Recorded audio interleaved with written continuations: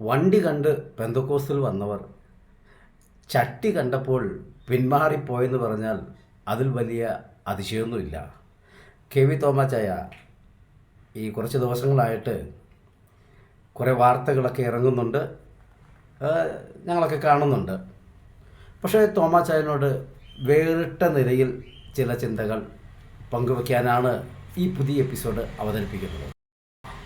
നിങ്ങളിൽ എത്ര പേര് ശ്രദ്ധിച്ചിട്ടുണ്ട്, മിക്കവാറും വീടുകളിൽ രാവിലെ ഒരു ഗ്ലാസ് പാൽ ചായ കുടിക്കുമ്പോൾ എരുമയായിട്ടോ പശുവുമായിട്ടോ യാതൊരു ബന്ധവുമില്ലാത്ത പാൽ ചായയാണ് മിക്കവരും കുടിക്കുന്നത്. എന്ന് വിചാരിച്ച് നല്ല പാല് കുടിക്കുന്ന ആളുകളില്ല എന്ന് കരുതരുത്. അല്ല, വീട്ടിൽ പാചകം ചെയ്യുന്നതോ തേങ്ങയായിട്ടോ അല്ലെങ്കിൽ നാളികേരമായിട്ടോ യാതൊരു ബന്ധവുമില്ലാത്ത വെളിച്ചെണ്ണയാണ് മിക്ക വീടുകളിലും ഉപയോഗിക്കുന്നത്. എന്ന് വിചാരിച്ച് ശുദ്ധമായ വെളിച്ചെണ്ണയിൽ പാചകം ചെയ്ത ഭക്ഷണം കഴിക്കുന്നവരില്ല എന്ന് പറയരുത്. ഇനി നമ്മുടെ ക്രിസ്തീയ ലോകത്തിലേക്ക് നോക്കിയാലോ, ക്രിസ്തുവുമായിട്ട് യാതൊരു ബന്ധവുമില്ലാത്ത ക്രിസ്തുമസ് ആണ് ലോകമെമ്പാടും ആഘോഷിച്ചുകൊണ്ടിരിക്കുന്നത്. എന്ന് വിചാരിച്ച് യഥാർത്ഥമായ ക്രിസ്തു ഉള്ളിൽ ജനിച്ചിട്ടുള്ള ഭക്തരില്ലാത്തൊരു ലോകത്തിലാണ് നമ്മൾ ജീവിക്കുന്നത് എന്ന് പറയരുത്. ഇനി ദൈവമായിട്ടും യാതൊരു ബന്ധവുമില്ലാത്ത ദൈവദാസന്മാർ നമ്മുടെ ഇപ്പം നമ്മളൊരു വാർത്തയിലൊക്കെ നിറഞ്ഞു നിൽക്കുന്നുണ്ടല്ലോ. അപ്പോൾ അങ്ങനെ ദൈവമായിട്ട് യാതൊരു ബന്ധവുമില്ലാത്ത ദൈവദാസന്മാർ ഉണ്ട് എന്നുള്ളത് സത്യമാണെങ്കിലും അതിങ്ങനെയൊക്കെ തെളിഞ്ഞുകൊണ്ടിരിക്കുന്നത്. അത് ഇത്തരത്തിലുള്ള വാർത്തകൾ വരുമ്പോഴൊക്കെയാണ് നമ്മളിങ്ങനെ ആളുകളെ തിരിച്ചറിയുന്നത്. പക്ഷേ ഇങ്ങനെയുള്ള ആളുകളും ഉണ്ടെന്ന് കരുതി യഥാർത്ഥമായ ദൈവത്തിൽ ആഴമായി വിശ്വസിച്ച് ദൈവത്തിനു വേണ്ടി ജീവിതം സമർപ്പിച്ച് ജീവിക്കുന്ന ദൈവദാസന്മാരില്ല എന്ന് ധരിക്കരുത്. പരിശുദ്ധാത്മാവുമായി യാതൊരു ബന്ധവുമില്ലാത്ത അന്യഭാഷ ഉരുവിടുന്നവർ ആത്മീയ ലോകത്തിലുണ്ട് എന്ന് കരുതി പരിശുദ്ധാത്മാവിൻ്റെ നിറവിൽ അന്യഭാഷകൾ ദൈവത്തെ ആരാധിക്കുന്നവർ ഇല്ല എന്ന് കരുതരുത്. തോമാച്ചായന് പറ്റിയതായ വിഷയം എന്താണെന്ന് വാർത്തയിലൊക്കെ നമ്മളെല്ലാം കേട്ടതാണ്. പക്ഷെ ഞാൻ അതിലൊക്കെ ഒന്നും കടക്കുന്നില്ല. ഞാനൊരു പ്രസ്ഥാനത്തെ വെളുപ്പിക്കാൻ ശ്രമിക്കുന്നില്ല. ഒരു വ്യക്തിയെ കരിവാരി തേക്കാനും ഞാൻ ആഗ്രഹിക്കുന്നില്ല. ഉള്ളത് ഞാൻ അങ്ങോട്ട് പറയാം. തോമാച്ചായൻ ആക്ഷേപം പറഞ്ഞ് മാറ്റിയ ഒരു പ്രസ്ഥാനമുണ്ടല്ലോ, IPC എന്ന് പറയുന്നത്. ഞാൻ IPC കാരനൊന്നുമല്ല. പക്ഷെ ഒരു കാര്യം സത്യമാണ് തോമാച്ചായ, നിങ്ങളെപ്പോലുള്ള കാഴ്ചപ്പാടുകൾ ഉള്ളവരൊക്കെ ഈ ആ പ്രസ്ഥാനത്തിൽ ഉണ്ടായിട്ടുണ്ടായിരിക്കാം. പക്ഷേ ദൈവസന്നിധിയിൽ വിശ്വസ്തയോടുകൂടി നിന്ന് ദൈവസന്നിധിയിൽ കണ്ണുനീരൊഴുക്കി ആ സഭയ്ക്ക് വേണ്ടി പ്രാർത്ഥിക്കുന്ന ദൈവദാസന്മാരും ദൈവജനവും ഇല്ല എന്ന് നിങ്ങൾക്ക് തോന്നിയെങ്കിൽ അത് നിങ്ങളുടെ ആത്മീയ അന്ധതയുടെ പ്രശ്നമാണ്. നിങ്ങൾ അവതരിപ്പിച്ചിട്ടുള്ള സൈസ് ആളുകളൊക്കെ അതിനകത്തുണ്ടായിരിക്കാം. നിങ്ങൾ ആരോപിക്കുന്ന നിരയിലുള്ളതായ ആളുകളൊക്കെ അതിനകത്തുണ്ടായിരിക്കാം. അതുകൊണ്ടാണ് ഞാൻ പറഞ്ഞത്, ദൈവവുമായി യാതൊരു ബന്ധവുമില്ലാത്ത ദൈവദാസന്മാരും പരിശുദ്ധാത്മാവുമായി യാതൊരു ബന്ധവുമില്ലാത്ത അന്യഭാഷയും ഒക്കെ അതിനകത്ത് കാണുന്നുണ്ട്, ഉണ്ടായിരിക്കാം. പക്ഷെ തോമാച്ചായനെ പറ്റിയ കുഴപ്പം ഞാൻ പറയാം. കഴിഞ്ഞ ദിവസം എന്നോടൊരു വ്യക്തി പറഞ്ഞു, കഴിഞ്ഞ മാസം കൊണ്ട് 67ഓളം ആളുകളാണ് പെന്തക്കോസ്ത് സഭ വിട്ട് ഓർത്തഡോക്സിൽ പോയതെന്ന്. അതിലൊന്നും വലിയ അതിശയമൊന്നുമില്ല. ഞാൻ അവരെ ഓർത്ത് അഭിനന്ദിക്കുന്നു. കാരണം ഈ ക്രിസ്തു ഉള്ളിൽ ജനിക്കാത്തവനൊക്കെ ഇതിനകത്ത് നിന്ന് വെറുതെ ഇതിന് പേരുദോഷം വരുത്തുന്നതിനേക്കാൾ നല്ലത് മടങ്ങിപ്പോകുന്നതാണ് നല്ലത്. പിന്നെ ഇവിടെ തോമാച്ചായനെ പറ്റിയ കുഴപ്പം തിരുവചനത്തിലൂടെ നമ്മൾ പഠിക്കാൻ ശ്രമിച്ചാൽ വ്യക്തമായ മറുപടി നമുക്ക് കിട്ടും. പെന്തക്കോസ്തിലേക്ക് ആളുകൾ വരുന്നത് അല്ലെങ്കിൽ സ്നാനമേറ്റ് സഭയിലേക്ക് വരുന്നവർ പല സാഹചര്യങ്ങളിൽപ്പെട്ട് വരുന്നവരാണ്. എനിക്ക് ചിലരെയൊക്കെ അറിയാം. ഇഷ്ടപ്പെട്ടു പോയ പെൺകുട്ടി, അവൾ പെന്തക്കോസ്ത് വിശ്വാസി ആയതുകൊണ്ട് അവളെ വിവാഹം കഴിക്കണമെങ്കിൽ അവർ നിബന്ധന വെച്ചു, ഞങ്ങളുടെ സഭയിലേക്ക് ചേർന്നാൽ ഞങ്ങളുടെ പെണ്ണിനെ നിങ്ങൾക്ക് കെട്ടിച്ചു തരാം. അപ്പോൾ അവൻ ഇഷ്ടപ്പെട്ട് പെണ്ണിനെ സ്വന്തമാക്കാൻ സ്നാനപ്പെട്ട് പെന്തക്കോസ്തിൽ വന്ന ആളുകളുണ്ട്. അവരൊക്കെ കാലക്രമേണ മൂത്ത് പെന്തക്കോസ്തുകാരനാകുക ചെയ്യുന്നത്. അതുപോലെ തിരിച്ചും ഇഷ്ടപ്പെട്ട ചെറുക്കനെ സ്വന്തമാക്കാൻ വേണ്ടി സമുദായം വിട്ട് സ്നാനപ്പെട്ട് സഭയിൽ വരുന്ന പെൺകുട്ടികളുമുണ്ട്. അവരും മൂത്ത് പെന്തക്കോസ്തുകാർ ആയി മാറുക ചെയ്തത്. അപ്പം അങ്ങനെ സാഹചര്യ സന്ദർഭം കൊണ്ട് വരുന്നവരുണ്ട്. പിന്നെ പെന്തക്കോസ്തു മാതാപിതാക്കളാൽ ജനിച്ച് വളർത്തപ്പെട്ടു എന്നുള്ള കാരണത്താൽ നിർബന്ധിതാവസ്ഥയിൽ സ്നാനമേറ്റ് സഭയിൽ ചേർന്ന് പോകുമ്പോൾ സമൂഹം അവരെ പെന്തക്കോസ്തുകാരൻ അല്ലെങ്കിൽ പെന്തക്കോസ്തുകാരി എന്ന് മുദ്ര കുത്തി അങ്ങനെ അറിയപ്പെടുന്ന ആളുകളുമുണ്ട്. ചില ഈ ഡെലിവറൻസ് മീറ്റിങ്ങിനൊക്കെ പോയിരുന്ന് നിൻ്റെ കടഭാരം മാറാൻ പോകുകയാണ്, നിൻ്റെ മക്കളെ അമേരിക്കയ്ക്ക് വിടാൻ പോവുകയാണ്, ഇങ്ങനെയുള്ളതൊക്കെ കേട്ടിട്ട് പെന്തക്കോസ്തിൽ വന്ന ആളുകളുണ്ട്. കടം തീരാൻ വേണ്ടി വന്നവരുണ്ട്. നീ സഭയോട് ചേർന്നാൽ നിന്റെ സാമ്പത്തികം കൊണ്ട് അനുഗ്രഹിക്കാൻ പോവുകയാണ്, ബിസിനസ് സമൃദ്ധിയിലേക്കാകാൻ പോവുകയാണെന്നൊക്കെ പറഞ്ഞ് ഈ മോഹന വാഗ്ദാനങ്ങളൊക്കെ കേൾക്കുമ്പോൾ സമുദായം വിട്ട് പെന്തക്കോസ്തിലേക്ക് വരുന്നവരുണ്ട്. ഇതൊന്നുമില്ല എന്ന് പറയാൻ ഞാൻ ആളല്ല. പക്ഷേ ഈ സമൂഹത്തിൽ നിൽക്കുന്ന ആളുകളെ ഞാൻ പൊതുവായി രണ്ട് രീതിയിലാണ് അവർ തരംതിരിച്ചിരിക്കുന്നത്. ഒന്ന്, ഇത് ഒരു ജീവിത മാർഗമായി കാണുന്നവരുണ്ട്. എന്ത് കാണിച്ചാലും ആരെ വെട്ടിച്ചായാലും തട്ടിച്ചായാലും കുറേ പണം ഉണ്ടാക്കണം, സുഖമായി ജീവിക്കണം. തമാശായം പറഞ്ഞ ചില കാര്യങ്ങളൊക്കെ ഇല്ലതൊന്നും പറയുന്നൊന്നുമില്ല. പക്ഷെ അത് ആരാണ് കാണിച്ചു കൂട്ടുന്നതെന്ന് നമ്മൾ മനസ്സിലാക്കാൻ പറ്റാത്തത് പോയതാണ്. എനിക്ക് ചില സഭയിലെ പ്രവർത്തകരറിയാം. അവരുടെയൊക്കെ ഭാര്യമാർക്ക് മുടി സ്ട്രേറ്റ് ചെയ്യാൻ എത്ര രൂപ വേണമെന്നറിയാമോ? അവർക്ക് ലിപ്സ്റ്റിക്ക് മേടിക്കാൻ എന്തോരം കാശ് വേണമെന്നറിയാം. ഇതൊക്കെ പാവപ്പെട്ട ദൈവമക്കൾ. അവർ കഷ്ടപ്പെട്ടുണ്ടാക്കുന്ന പൈസയുടെ ഒരു ഓഹരി ദശാംശമാണ്, സ്വോത്രകാഴ്ചയാണെന്നൊക്കെ പറഞ്ഞ് കൊടുത്ത് അതും വാങ്ങിച്ചു ഭാര്യയ്ക്ക് മുടി സ്ട്രേറ്റ് ചെയ്യാൻ പൈസ വാരിക്കൊടുക്കുന്ന പാസ്റ്റർമാരും ഇല്ലാതില്ല.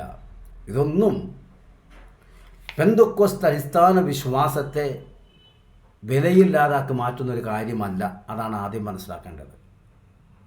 അപ്പോൾ അതുകൊണ്ട് തന്നെ ഞാൻ പ്രാരംഭത്തിൽ പറഞ്ഞ ഈ വണ്ടി കണ്ട് പെന്തക്കോസ്തിൽ വന്നവൻ ചട്ടി കണ്ട് പിന്മാറിപ്പോയി. അതിലത് വലിയ അതിശയമൊന്നുമില്ല. കാണേണ്ടതിനെ കണ്ട്, കാണേണ്ടവനെ കണ്ട്, കാണേണ്ടതുപോലെ കണ്ട് വന്നില്ല. അതാണ് പ്രശ്നം. പ്രസ്ഥാനത്തെ കണ്ടു വന്നവർ ഇതിനകത്ത് കയറി കൂടിയാൽ നല്ല പേര് കിട്ടും, നല്ല ബഹുമാനം കിട്ടും, പണം ഉണ്ടാക്കാം, വിദേശയാത്ര ചെയ്യാം എന്നീ മോഹങ്ങളെല്ലാം ജനിച്ചിട്ട് കയറി വന്നവരുണ്ട്. അങ്ങനെയുള്ളവരാണ് ഇത്തരത്തിലുള്ള പരാതികളൊക്കെ വരുമ്പോൾ, അവസ്ഥകളൊക്കെ വരുമ്പോൾ പിന്മാറിപ്പോകുന്നത്. അപ്പോസ്തലനായ പൗലോസിനെ ദമസ്കോസിൻ്റെ പടിവാതിക്കലിട്ട് കർത്താവ് പിടിക്കുന്ന സംഭവം നമ്മളെല്ലാം വായിച്ചിട്ടുണ്ട്. തോമാച്ചാനൊക്കെ പ്രസംഗിച്ചിട്ടുണ്ടായിരിക്കണമെന്ന് ഞാൻ വിശ്വസിക്കുന്നു. കാരണം 42 വർഷം സുവിശേഷ വേല ചെയ്ത ഒരാൾ, പള്ളിയിൽ പ്രസംഗിച്ച ഒരാൾ ഇതൊന്നും പ്രസംഗിച്ചില്ല എന്ന് പറയാൻ പറ്റത്തില്ല. പക്ഷെ അവിടെ ഒരു കാര്യം ശ്രദ്ധിച്ചോ? അനന്യാസിന് കർത്താവ് വെളിപ്പാട് കൊടുക്കുമ്പോൾ അനന്യാസിനോട് പറയുന്നത് ഇങ്ങനെയാണ്: കർത്താവിൻ്റെ നാമനിമിത്തം, എൻ്റെ നാമനിമിത്തം അല്ലെങ്കിൽ എൻ്റെ നാമത്തിനു വേണ്ടി അവൻ എന്തെല്ലാം സഹിക്കേണ്ടതാണെന്ന് ഞാൻ അവന് കാണിച്ചു കൊടുക്കും. അപ്പോൾ അങ്ങനെയാണെങ്കിൽ ശൗല് പൗലോസ് ആകുമ്പോൾ ആദ്യം പ്രാപിക്കുന്ന വെളിപ്പാട് എന്താണ്? പൗലോച്ചായ തിരുനാമത്തിനു വേണ്ടി, കർത്താവിൻ്റെ നാമത്തിനു വേണ്ടി എന്തെല്ലാം സഹിക്കേണ്ടി വരുമെന്നുള്ളതിൻ്റെ വെളിപ്പാടാണ് ആദ്യം പ്രാപിച്ചത്. അല്ലാതെ ശൗലേ, നീ എൻ്റെ പുറകെ വരാമെങ്കിൽ ഞാൻ നിന്നെ ഇന്നെ രാജ്യത്ത് അയക്കാം, ഇന്ന തരം പ്ലെയിനിൽ കയറ്റാം, ഇന്ന തരമുള്ള സ്റ്റേജിൽ കൂടെ നിന്നെ കയറ്റാം. ഇതൊന്നുമല്ല ആദ്യത്തെ വെളിപ്പാട്. ഇങ്ങനത്തെ വെളിപ്പാട് കേട്ട് വരുന്നവനാണ് ഇങ്ങനെ ചാനലുകൾക്കൊക്കെ അഭിമുഖം കൊടുത്ത് വെറുതെ ഈ ജീവൻ്റെ മാർഗത്തെ, ഞാൻ ആദ്യം പറഞ്ഞല്ലോ ജീവിതമാർഗമായി വന്ന കൊണ്ട് കുറേ ആൾക്കാരുണ്ട്. രണ്ടാമത്തെ കൂട്ടർ ഇത് ജീവൻ്റെ മാർഗമായി കണ്ടവരാ. അപ്പോൾ ഈ ഭൗതികമായിരിക്കുന്ന നേട്ടങ്ങളെക്കുറിച്ചും ഉയർച്ചകളെക്കുറിച്ചുള്ള മോഹം ജനിച്ചിട്ട് ഇതിനകത്ത് വരുന്നവർ, സ്ഥാനം മോഹിച്ച്, പണം മോഹിച്ച്, നല്ല സമൃദ്ധമായ ആഹാരം മോഹിച്ച്, വിദേശയാത്രകൾ മോഹിച്ച്, ഇങ്ങനെയൊക്കെ വരുന്നവർ ഇത് ജീവിതമാർഗമായി സ്വീകരിച്ചപ്പോൾ ഇതിനകത്ത് ജീവൻ്റെ മാർഗമായി ഇതിനെ കണ്ടവരുണ്ട്. അവർ പ്രാപിച്ച വെളിപ്പാട് കർത്താവിൻ്റെ നാമത്തിനു വേണ്ടി ഏതെല്ലാം രാജ്യങ്ങളിലേക്ക് പറക്കും എന്നുള്ളതല്ല വെളിപ്പാട്, മറിച്ച് കർത്താവിൻ്റെ നാമത്തിനു വേണ്ടി എന്തെല്ലാം സഹിക്കേണ്ടതായി വരുമെന്നുള്ള വെളിപ്പാടാണ് ആദ്യം പ്രാപിച്ചത്. അതുകൊണ്ടാണ് പൗലോസ് 39 പ്രാവശ്യമുള്ള അടി അത് 2 തവണ കൊണ്ടിട്ടും പിന്മാറാതിരുന്നതിൻ്റെ കാരണം ഇതെല്ലാം തനിക്ക് ഭവിക്കും എന്നുള്ള വ്യക്തമായി വെളിപ്പാട് പ്രാപിച്ചിട്ട് ഇറങ്ങിയവനാണ് പൗലോസ്. കഴിഞ്ഞ ദിവസം ഞാനൊരു വീഡിയോ കാണുകയുണ്ടായി. മരുഭൂമിയിലെ സഭ സമർത്ഥമായി സമൃദ്ധി അനുഭവിക്കുന്ന സഭ. മന്നയ്ക്ക് മന്ന, കാടപ്പക്ഷിക്ക് കാടപ്പക്ഷി, വെള്ളത്തിന് വെള്ളം, ഇതെല്ലാം സമൃദ്ധിയായി കിട്ടുകയും അനുഭവിക്കുകയും ചെയ്യുന്നവരാണ് സഭ എന്നാണ് അദ്ദേഹത്തിൻ്റെ ഒരു കണ്ടെത്തൽ. പക്ഷെ ഞാനതിനെക്കുറിച്ച് മനസ്സിലാക്കിയത്, ഈ മത്സരിച്ച ജനം, പെറുപെറുത്ത് ജനം വിഗ്രഹം ഉണ്ടാക്കി തുള്ളി അതിൻ്റെ മുന്നിൽ ആരാധന ദേവനാണെന്നും പറഞ്ഞാൽ ആരാധിച്ച ജനത്തിന് ഇതെല്ലാം കൊടുത്തത് എൻ്റെ പൊന്നു സഭയെ നിന്നെ കണ്ടിട്ടൊന്നുമല്ല, ദൈവം സമൃദ്ധി വാരി കൊടുക്കുന്നവനായിട്ടുമല്ല. പിന്നെ ഇവരുടെയൊക്കെ ഒരു അപ്പനുണ്ടല്ലോ, അബ്രഹാം. ആ അബ്രഹാം പിതാവിനോട് ദൈവം, വിശ്വസ്തനായ ദൈവം ഒരു കാര്യം പറഞ്ഞു, അത് നിവർത്തിക്കാതിരിക്കാൻ പറ്റത്തില്ല. ഈ മത്സരികളുടെ, ഈ വിഗ്രഹം ഉണ്ടാക്കി വെച്ച് തുള്ളിച്ചവരുടെ, ഈ പെറുപെറുപ്പുകാരുടെ ഇറച്ചി വായിലിരിക്കുമ്പോഴും ഇറച്ചി കൊടുത്തവനെ പഴിക്കുന്നവന് ഇതെല്ലാം വീണ്ടും വീണ്ടും കൊടുത്തത് അബ്രഹാമിൻ്റെ മുന്നിൽ അവിശ്വസ്തനാകാൻ പറ്റില്ലാത്തതുകൊണ്ടാണ്. ഞാനും ചിലപ്പോഴൊക്കെ എനിക്ക് അർഹതയില്ലാത്ത ചില വേദികളൊക്കെ ഞാൻ കയറുമ്പോൾ, എനിക്ക് അർഹതയില്ലാത്ത ചില നിലകളിലൊക്കെ ഞാൻ നിൽക്കുമ്പോൾ ഞാൻ പലപ്പോഴും ഓർക്കാറുണ്ട്, 16-ാമത്തെ വയസ്സിൽ കർത്താവിൻ്റെ വേല ചെയ്ത് 74-ാമത്തെ വയസ്സിൽ യാതൊരു ഭൗതിക നന്മയും കാണാതെ, അനുഭവിക്കാതെ കർത്താവിൻ്റെ കരങ്ങളിൽ അത്ഭുതകരമായി ഉപയോഗിക്കപ്പെട്ട് ആയിരക്കണക്കിന് ജനത്തെ സ്നാനപ്പെടുത്തി, വിശ്വാസത്തിൽ കൊണ്ടുവന്ന് സ്നാനപ്പെടുത്തി, 100 കണക്കിന് ദൈവദാസന്മാർക്ക് ട്രെയിനിങ് കൊടുത്ത് ദൈവത്തിൻ്റെ വേലയിലേക്ക് ഇറക്കിയ എൻ്റെ പിതാവിനോടുള്ളൊരു വിശ്വസ്തതയാണ് ഞാൻ അനുഭവിക്കുന്നതെന്നോർത്ത് ഞാൻ പലപ്പോഴും പല വേദികളിൽ നിന്ന് മാറി നിന്ന് ഞാൻ കണ്ണു നിറഞ്ഞ് കരഞ്ഞിട്ടുണ്ട്. അപ്പോൾ അതുകൊണ്ട് ഞാൻ ഒറ്റ വാക്കിൽ പറയുന്നത്, ഈ മരുഭൂമിയിലെ സഭ സമൃദ്ധിയുടെ സഭയാണ് എന്നൊക്കെ പറയുന്നത് ചിലപ്പോൾ ശരിയായിരിക്കാം. പക്ഷേ ആ സഭയിലെ അംഗങ്ങളായിരിക്കുന്ന ഇസ്രായേൽ ജനത്തോട് പറയാനുള്ളത്, നിൻ്റെയൊന്നും, ഞാൻ ഗ്രാമീണ ഭാഷയിൽ പറയുക, എടോ നിൻ്റെയൊന്നും ഗുണം കണ്ടിട്ടല്ല, നിൻ്റെ അപ്പനുള്ള അബ്രഹാം, അവനോട് ഞാനൊരു കാര്യം പറഞ്ഞു, എനിക്കത് പാലിക്കാതിരിക്കാൻ പറ്റത്തില്ല. അപ്പോൾ ഞാൻ മടങ്ങി വരട്ടെ. അപ്പോൾ ഈ സമൃദ്ധിയൊക്കെ കണ്ടുകൊണ്ട് ഇറങ്ങുമ്പോഴാണ് തോമച്ചായ ഇങ്ങനെയുള്ള കുഴപ്പമൊക്കെ പറ്റുന്നത്. പൗലോസ് അപ്പോസ്തലൻ വ്യക്തമായി പ്രാപിച്ചൊരു കാഴ്ചപ്പാടായിരുന്നു, എൻ്റെ നാമത്തിന് വേണ്ടി എന്തെല്ലാം സഹിക്കേണ്ടി വരുമെന്ന് ഞാനവന് കാണിച്ചു കൊടുക്കും. മറ്റൊരു ദർശനം പ്രാപിച്ചു, പൗലോസേ നീ ഭയപ്പെടേണ്ട, യെരുശലേമിൽ നീ എന്നെക്കുറിച്ച് സാക്ഷീകരിച്ചതുപോലെ റോമിലും എന്നെക്കുറിച്ച് സാക്ഷീകരിക്കേണ്ടതാകുന്നു. ഇതാരാണ് പറഞ്ഞതെന്ന് വളരെ വ്യക്തമായി പൗലോസിനറിയാം. അതുകൊണ്ട് തന്നെ താൻ യാത്ര പുറപ്പെട്ട അറിയാലോ, നാടുവാഴികളിൽ പിടിക്കപ്പെട്ടു. അതിനുശേഷമാണല്ലോ കടലിലേക്ക് പോകുന്നത്. ആ കടലിൽ താൻ യാത്ര ചെയ്ത ആ പടകിൻ്റെ അവസ്ഥ നോക്കണം. പടകിൻ്റെ ഓരോ കഷണങ്ങൾ വേറിട്ട് മാറി, പലകകൾ ഓരോന്നായി അടർന്നു മാറി. എന്നിട്ടും നടുക്കടലിൽ അലതല്ലുന്ന തിരമാലയുടെ നടുവിലും പൗലോസ് അധൈര്യപ്പെട്ടു പോയില്ല. തോമാസിനെ പോലുള്ളവനൊക്കെ ആണെങ്കിൽ ആ ദൂതനെ കുറ്റം പറയൂല്ലേ, അത് ഏത് ദൂതനാവാൻ എന്നോട് വെളിപ്പാട് പറഞ്ഞ. കരയിലങ്ങാണെങ്കിൽ മാറി നിൽക്കായിരുന്നു. ഇതേ നടുക്കടലിൽ ഇരമ്പിപ്പാഞ്ഞു വരുന്ന തിരമാല, പടക് കഷണങ്ങളായിപ്പോയി, പലക മാത്രം ശേഷിച്ചു. തമാശായ ഒരു പലക മതി, എന്തൊക്കെ തകർന്നാലും, യാത്ര ചെയ്യുന്ന പടക് തകർന്നാലും, ഇനി IPC മൊത്തം തകർന്നാലും, നിങ്ങൾ വെളിപ്പാട് കണ്ടിറങ്ങി വന്ന ഒരു പൗലോസിനെ പോലുള്ള ഭക്തനായിരുന്നുവെങ്കിൽ ഒരു കഷ്ണം പലക മതി പൗലോച്ചായ പ്രാപിച്ച വെളിപ്പാട് കരങ്ങളിൽ പിടിച്ചു നിർത്തുവാൻ. ഒറ്റ ദർശനം പ്രാപിച്ചിട്ടാണ് പോന്നേ. ശൗലേ, പൗലോസേ നീ ഭയപ്പെടേണ്ട. അർത്ഥം, മുന്നോട്ടുള്ള യാത്രയിൽ നിന്നെ ഭയപ്പെടുത്തുന്ന പല സംഭവങ്ങളും നീ അനുഭവിക്കാൻ പോകുകയാണ് എന്ന് പറഞ്ഞാൽ,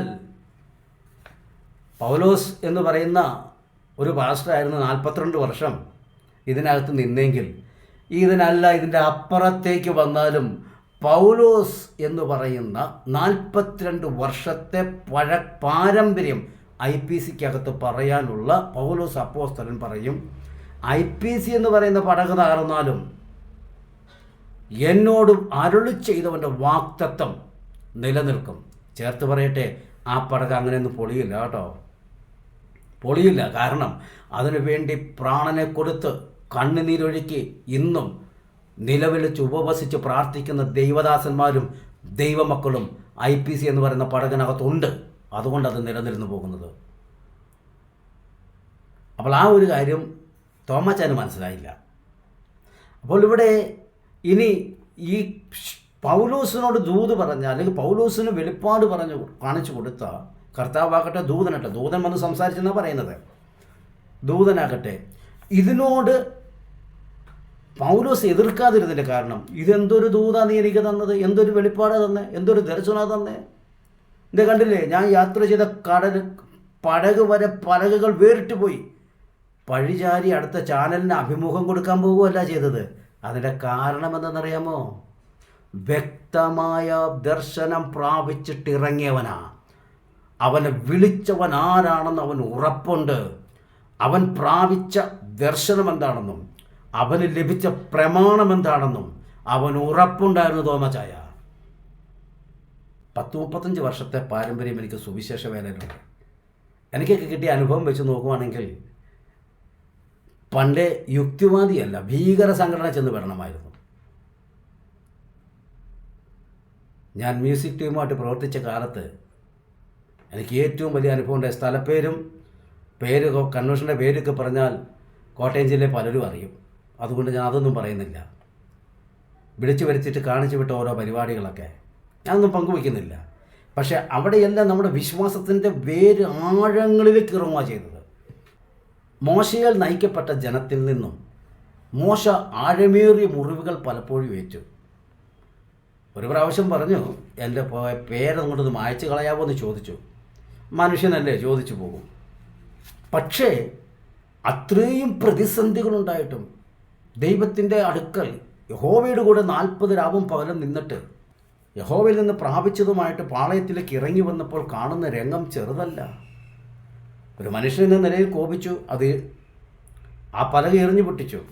പക്ഷെ കരുണയുള്ള ദൈവം ആ മോശയെ കൊണ്ട് തന്നെ വീണ്ടും അത് ചെയ്യിപ്പിച്ചു. മോശ ആടിനെ മേയിച്ചുകൊണ്ടിരിക്കുന്ന സമയത്ത് ഒരു കാഴ്ച കണ്ടു. അത് കത്തുന്ന മുൾപടർപ്പിൻ്റെ നടുവിൽ ഒരുവൻ പ്രത്യക്ഷനായ കാഴ്ചയാണ്. രണ്ടാമതൊരു ശബ്ദം കിട്ടു, മോശേ മോശേ എന്ന് വിളിക്കുന്നൊരു ശബ്ദം. മൂന്നാമത് താൻ ഒരു നിയോഗം പ്രാപിച്ചു, ദൈവം നേരിട്ട് ഏൽപ്പിക്കുന്ന നിയോഗം.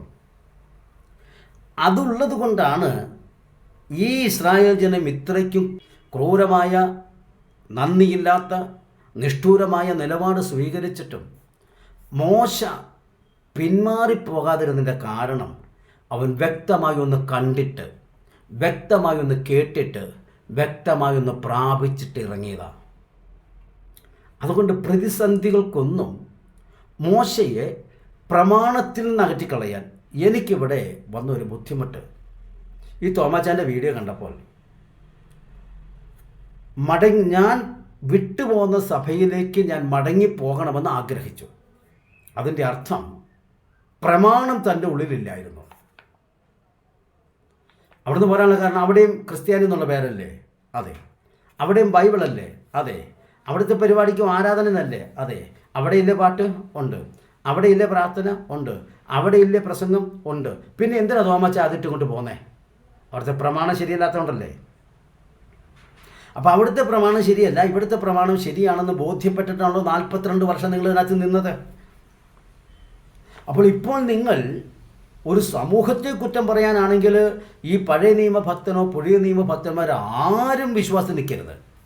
മോശം അതിലുണ്ട്, പോന്നാൽ പറയാൻ ഒത്തിരി ഉണ്ട്. പക്ഷേ ഇവരുടെ ഉള്ളിൽ കയറിക്കൂടിയ പ്രമാണമുണ്ടല്ലോ, ആ പ്രമാണമാണ് അവരെ നിർത്തിയത്. അപ്പോൾ തോമാച്ചാന് വെച്ച് കുഴപ്പം,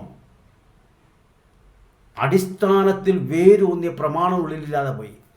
ഇല്ലെങ്കിൽ നിങ്ങൾ നിങ്ങളുടെ നേതാവിനെ കുറ്റം പറഞ്ഞോ, അത് വ്യക്തിപരമായി തൻ്റെ ഒരു വീഴ്ചയായിരിക്കാം. താങ്കൾ നിൽക്കുന്ന പ്രസ്ഥാനത്തിലെ ഭരണാധികാരികളെ കുറ്റം പറഞ്ഞോ, അവർ മനുഷ്യരാ, അവരുടെ ചിലപ്പോൾ ഇതുണ്ടായിരിക്കാം. പക്ഷേ ആ പ്രസ്ഥാനം നിലനിന്ന് പോകുന്ന ഒരു പ്രമാണമുണ്ടല്ലോ, അതിനെ കുറ്റം പറഞ്ഞപ്പോഴാണ് എനിക്ക് വേദനിച്ചത്. അപ്പോൾ അതുകൊണ്ട് തോമാച്ചനോട് പറയുന്നത് മോശ പോരാതിരുന്നതിൻ്റെ കാരണം അതാ. ഇനി കഷ്ടതയുടെ തീച്ചുള്ളവരുടെ വെന്തുരുകി പോകുന്ന ഇയ്യോബ് എന്ന് പറയുന്ന ഭക്തൻ ഇത് ഇത്രയും അനുഭവിച്ചിട്ട് സ്വന്തക്കാർ, ഭാര്യ എല്ലാവരും തള്ളിക്കളഞ്ഞല്ലോ. എന്നിട്ട് എന്തുകൊണ്ടാണ് തോമാച്ചായ ഇയ്യോബ് മാറാതിരുന്നേ? തൻ്റെ ഉള്ളിലൊരു പ്രമാണമുണ്ടായിരുന്നു. ആ പ്രമാണം വിട്ട് തനിക്ക് പോകാൻ പറ്റത്തില്ല. ഞാൻ ഒത്തിരി ഭക്തന്മാരിൽ എടുത്തെടുത്ത് പറയുന്നില്ല. എനിക്ക് ഏറ്റവും എന്നെ ബലപ്പെടുത്തിയ ഒരാളുടെ അനുഭവം ഞാൻ പറയാം. കൊലോസ് ലേഖനം 2-ാം അധ്യായത്തിൻ്റെ 17-ാമത്തെ വാക്യത്തിൽ വരുമ്പോൾ നാം അവനിൽ വേരൂന്നണം. ആരിൽ? ക്രിസ്തുവിൽ വേരൂന്നണം. വെളിപ്പാട് പുസ്തകത്തിലേക്ക് വരുമ്പോൾ ദാവീദിൻ്റെ വേര് ആയവൻ, ആരെയാ പരിചയപ്പെടുത്തിയത്? യേശു ക്രിസ്തുവിനെ. എന്തെല്ലാം മഹനീയമായ നിസ്തുല്യമായ വാക്കുകൾ കിടക്കുന്നു, പദവികൾ കിടക്കുന്നു. കന്യകയിൽ നിന്ന് ജനിച്ചവൻ, പുരുഷനറിയാതെ ജനിച്ചവൻ, സ്വർഗത്തിൽ ദൈവമായിരുന്നവൻ, മനുഷ്യനായി വന്നവൻ, മരിച്ചവരെ ഉയർത്തെഴുന്നേൽപ്പിച്ചവൻ, അന്ധന്മാർക്ക് കാഴ്ച കൊടുത്തവൻ, മുടന്തന്മാരെ നടത്തിയവൻ, പാപം ക്ഷമിക്കുന്നവൻ, മരണത്തെ ജയിച്ച് ഉയർത്തെഴുന്നേറ്റവൻ, എന്തെല്ലാം മഹനീയമായ പദവികൾ പറഞ്ഞ് യേശുവിനെ അവതരിപ്പിക്കാമായിരുന്നു. പക്ഷെ പറഞ്ഞത് ദാവീദിൻ്റെ വേര് ആയവൻ. അതെങ്ങനെ ദാവീദിൻ്റെ വേരാകുന്നത്? ദാവീദ് എന്ന് ജനിച്ചു എന്ന് ജീവിച്ചു, യേശു എന്ന് ജനിച്ചു എന്ന് ജീവിച്ചു. ഞാൻ എൻ്റെ മുൻ വീഡിയോയിൽ പറഞ്ഞിട്ടുള്ളതാണെങ്കിലും പറയാം. മത്തായി സുവിശേഷം 22-ാം അധ്യായത്തിൻ്റെ 41 മുതലുള്ള വാക്യം വരുമ്പോൾ യേശു തൻ്റെ ക്രിസ്തു എന്നുള്ള പദവിയെക്കുറിച്ച് പറഞ്ഞു വരുമ്പോൾ ഒരു തേർഡ് പേഴ്സൺ ആയിട്ടാണ് പറഞ്ഞു വരുന്നത്. അവൻ അവൻ അവൻ എന്നിട്ട് പറയുന്നു, അവൻ ദാവീദ് അവനെ ആത്മാവിൽ കണ്ടു. എന്നിട്ട് കർത്താവെന്ന് വിളിച്ചത് 110-ാം സങ്കീർത്തനത്തിൽ യഹോവ എൻ്റെ കർത്താവിനോട്, അല്ലെങ്കിൽ കർത്താവ് എൻ്റെ കർത്താവിനോട്. അപ്പോൾ അവിടെ ദാവീദ് കർത്താവിനെ അവിടെ കണ്ടു, ക്രിസ്തുവിനെ അവിടെ കണ്ടു. എങ്ങനെ കണ്ടു? ആത്മാവിൽ കണ്ടു. തമാശയെ പറ്റിയ കുഴപ്പം ഇതാണ്. നിങ്ങൾ ക്രിസ്തു മാർഗത്തെ കണ്ടു. എങ്ങനെ? ജീവിത മാർഗമായി കണ്ടു.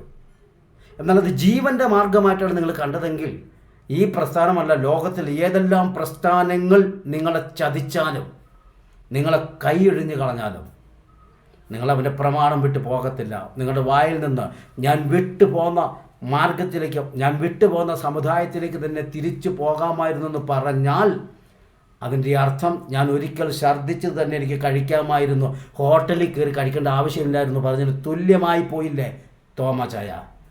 ഇച്ചിരി കടുപ്പം കൂടും ഇതിന്. ഹോട്ടലിൽ ബില്ലടച്ച് ഞാൻ ബിരിയാണി കഴിക്കുന്നതിനേക്കാൾ നല്ലത് ഞാൻ അവിടെ ഛർദ്ദിച്ചിട്ടച്ച് പോകുന്നതുണ്ടല്ലോ, അതെടുക്കാമായിരുന്നു പറഞ്ഞതിന് തുല്യമായി പോയില്ലേ? നിങ്ങളങ്ങനെ മറക്കി പോയാലും പോയില്ലല്ലോ, നിങ്ങളുടെ വായിൽ നിങ്ങളുടെ വാക്ക് വന്നെങ്കിൽ അതിന് തുല്യമായി മാറിയത്. അപ്പോൾ ഇവിടെ ദാവീദ് ആത്മാവിൽ കണ്ടു ക്രിസ്തുവിനെ.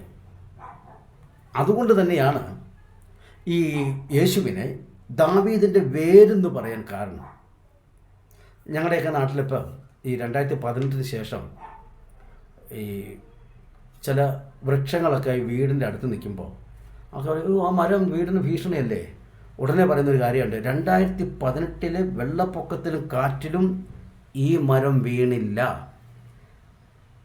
അപ്പോൾ അതിൻ്റെ അവതരണത്തിൻ്റെ അർത്ഥം ഈ മരം അങ്ങനെ വീഴത്തില്ലെന്നാണ്. അതിൻ്റെ വേരിന് അത്രയ്ക്ക് ബലമുണ്ടെന്നാണ്. അതിൻ്റെ ബലം തിരിച്ചറിഞ്ഞത് ഈ കണ്ട വർഷങ്ങളെല്ലാം ഉണ്ടായിട്ട് 2018 ശക്തമേറിയ പ്രകൃതിയുടെ പ്രതികൂലം വന്നപ്പോഴാണ് മരത്തിൻ്റെ വേരിൻ്റെ ശക്തി എന്താണെന്ന് തിരിച്ചറിഞ്ഞത്. പൗലോച്ചായ, ഈ എതിർപ്പുകളെല്ലാം താങ്കൾ ഉൾപ്പെട്ട പ്രസ്ഥാനത്തിൽ വന്നപ്പോൾ താങ്കളുടെ വിശ്വാസത്തിൻ്റെ വേരിൻ്റെ കരുത്തായിരുന്നു വെളിപ്പെടേണ്ടേ, അല്ലാതെ ചാനലിന് അഭിമുഖം കൊടുക്കാനല്ലായിരുന്നു ഓടേണ്ടേ. മനസ്സിലായി കാണുമല്ലോ.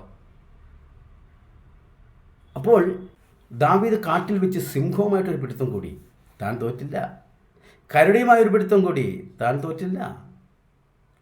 പിന്നെ നാട്ടിലേക്ക് വന്നപ്പോൾ രാജാവുമായിട്ടൊരു പോരാട്ടം, താൻ തോറ്റില്ല. അവസാനം തൻ്റെ സ്വന്തം മകൻ അബ്ശാലോമുമായിട്ടൊരു മൽപ്പിടുത്തം, അവിടെയും തോറ്റില്ല. ഇത്രയും പ്രതികൂലങ്ങൾ വന്നിട്ടും പതറാതെ നിന്നതിൻ്റെ കാരണം ദാവീദിൻ്റെ വേര് ക്രിസ്തുവായിരുന്നു. മനസ്സിലായി കാണും തോമാച്ചായ. ക്രിസ്തുവിൽ വേരൂന്നാതെ ക്രിസ്തുവിൽ വേരൂന്നാൻ കഴിയാതെ പോയതാണ് താങ്കൾക്ക് പ്രതികൂലം വന്നപ്പോൾ സഹപ്രവർത്തകരിൽ നിന്നും താങ്കൾ പ്രതിനിധാനം ചെയ്തിരുന്ന പ്രസ്ഥാനത്തിൽ നിന്നും താങ്കൾക്ക് എതിർപ്പുകൾ വന്നപ്പോൾ മറിഞ്ഞു വീഴാൻ കാരണം ഈ മരത്തിന് വേരില്ലായിരുന്നു. അപ്പോൾ അതുകൊണ്ട് തോമാച്ചായനും സംഭവിച്ചത് തോമാച്ചായനോട് വചനത്തിലൂടെ ഓർപ്പിക്കാൻ ഇത്രയൊക്കെ ഉള്ളൂ.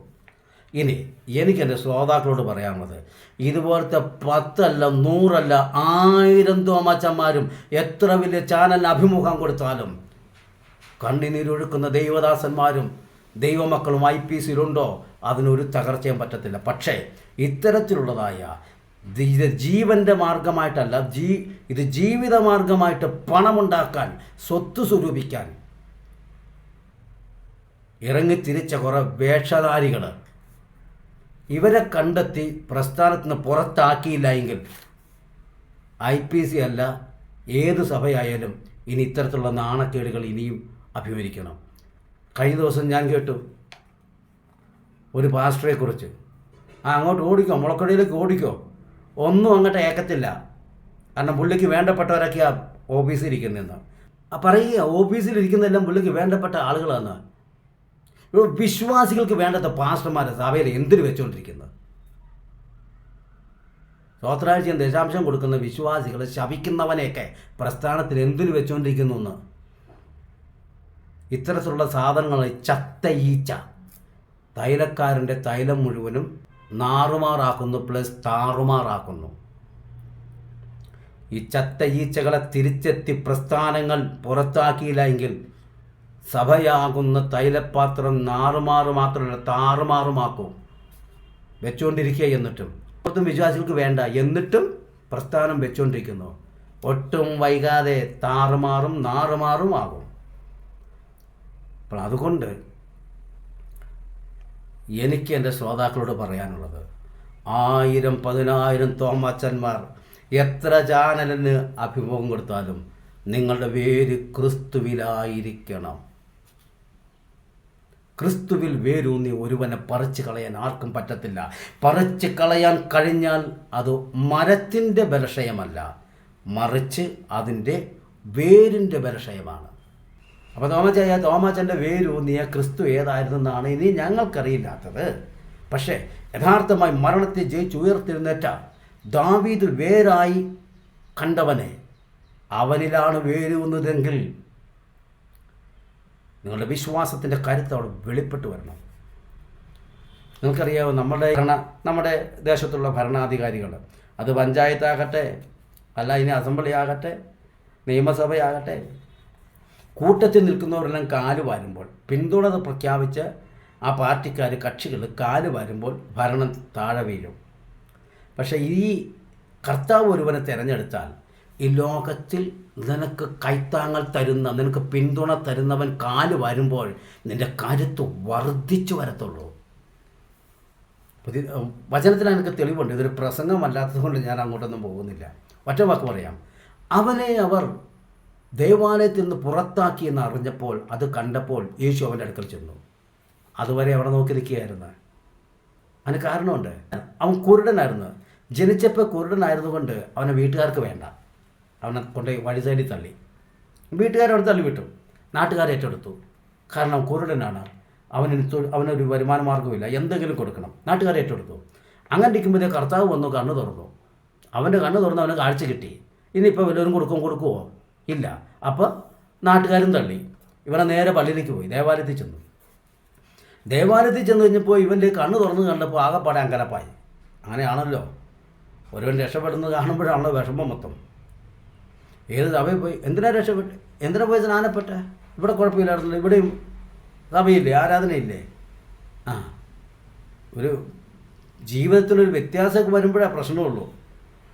എന്തെങ്കിലും ആകട്ടെ, ഇപ്പോഴത്തെ അവൻ്റെ കണ്ണ് തുറന്ന വിഷയത്തിൽ ആകെപ്പാടെ പ്രശ്നമായി. ലാസ്റ്റ് അവനെ പള്ളിക്കാരും പുറത്താക്കി. ആദ്യം ജനിച്ച വീട് പുറത്താക്കി, രണ്ടാമത് അവൻ്റെ വരുമാന മാർഗം കൊണ്ട് കൊടുത്തിരുന്ന സമൂഹം പുറത്താക്കി, മൂന്നാമത് അവനെ ആത്മീയ ലോകം കൊണ്ടും പുറത്താക്കി കഴിഞ്ഞപ്പോൾ, ആത്മീയ ലോകം എന്ന് ഉദ്ദേശിച്ച് യഹൂദന്മാരുടെ പള്ളിയാണേ, അതും കൂടെ പുറത്താക്കി കഴിഞ്ഞപ്പോൾ കർത്താവ് അവൻ്റെ അടുക്കൽ ചെന്നു. അതാണ് പറഞ്ഞിരിക്കുന്നത്, അവനെ ദേവാലയത്തിൽ നിന്ന് പുറത്താക്കിയെന്ന് കേട്ടപ്പോൾ യേശു അവൻ്റെ അടുക്കൽ ചെന്നു.